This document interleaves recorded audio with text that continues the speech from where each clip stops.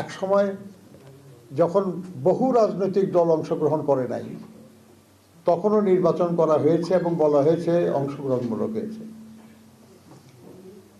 আমরা ওইভাবে বলতে চাই না, কিন্তু কিছু রাজনৈতিক দল তো আছে যাদের প্রতি জনগণের ক্ষোভ এবং ক্রোধ আছে। দেশের আইনে, প্রচলিত আইনে কিছু রাজনৈতিক দলের তৎপরতা বন্ধ আছে, নিষিদ্ধ আছে।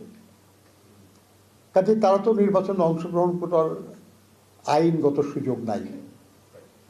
সেরকম না থাকলে পরে তার অংশগ্রহণ না করাটাকে অংশগ্রহণমূলক নির্বাচনের পথে বাধা বা ব্যতিক্রম বলে মনে করা যায় না।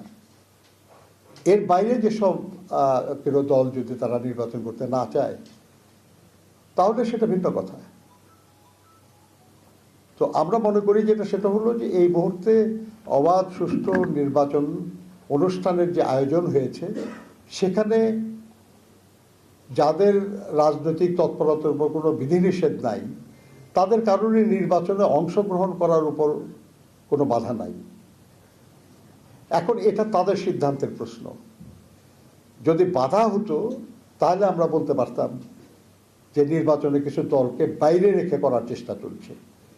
বাধা না থাকার কারণে এই কথাটা আমরা বলতে পারছি না। এখন কোনো দল যদি স্বেচ্ছায় বলে যে আমি করবো না নির্বাচনে অংশগ্রহণ, সেটা তো কারো কিছু বলার সুযোগ নাই সেখানে আর কি। কাজে সেই জন্য আপনার কাছে বলছি যে অভিযোগটা যদি স্পষ্ট এবং স্পেসিফিক হয়, তাহলে তার জবাব দেওয়ার চেষ্টা করা যেতে পারে।